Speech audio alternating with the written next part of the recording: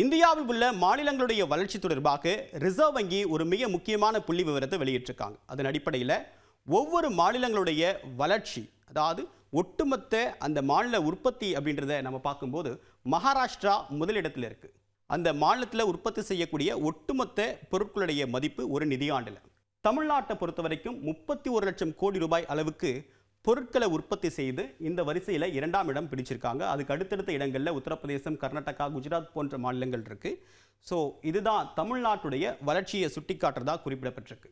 அடுத்ததாக பொருளாதார வளர்ச்சியை பொறுத்த வரைக்கும் தமிழ்நாடு நம்பர் 1 இடத்தை பிடிச்சிருக்கு, முதலிடத்தை பிடிச்சிருக்கு. தமிழ்நாடு இந்த நிதியாண்டு 2024-25 நிதியாண்டில் ஏறக்குறைய 16 விழுக்காடு அளவுக்கு வளர்ச்சியை பதிவு செய்து முதலிடத்துக்கு முன்னேறி இருக்கு. அதுக்கு அடுத்த இடத்துல கர்நாடகா இருக்கு.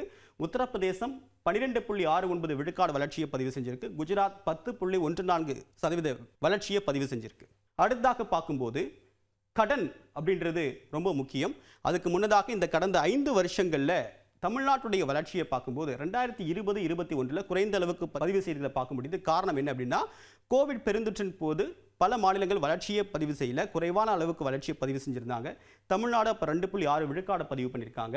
இப்போ 2024-25 நிதியாண்டில் ஏறக்குறைய 16 விழுக்காடு அளவுக்கு வளர்ச்சியை பதிவு செஞ்சிருக்காங்க. இந்த growth அப்படின்றது ஒரு கன்சிஸ்டண்டாக மெயின்டைன் ஆகுறதை பார்க்க முடியுது.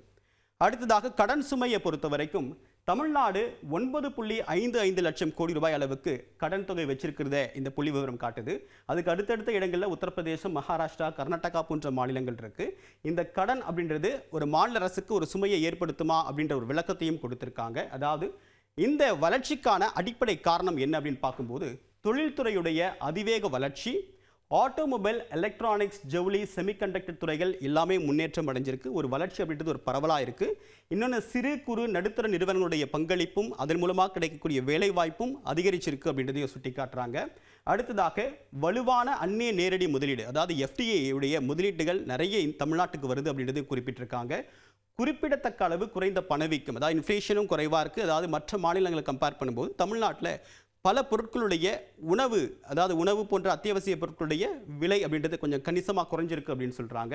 கடன் அதிகரித்தாலும் வலுவான மூலதன முதலீடுகளால் பாதிப்பு இல்லை அப்படின்றது சுட்டி காட்டுறாங்க. அதாவது 9.55 லட்சம் கோடி கடன் இருந்தாலும் கூட இந்த கடன் தொகை எல்லாமே வெல்ஃபேர் ஸ்கீம், இன்ஃப்ராஸ்ட்ரக்சர் டெவலப்மெண்ட் இதுக்காக தான் இன்வெஸ்ட் பண்ணுறாங்க. இதன் காரணமாக வரக்கூடிய நாட்களில் இதன் மூலமாக மாநில அரசு ஆதாயமோ வருவாயோ ஈட்டுவதற்கான வாய்ப்பு அதிகமாக இருக்குது. அதனால் பெரிய அளவுக்கு பாதிப்பு இல்லை அப்படின்றது சுட்டி காட்டுறாங்க.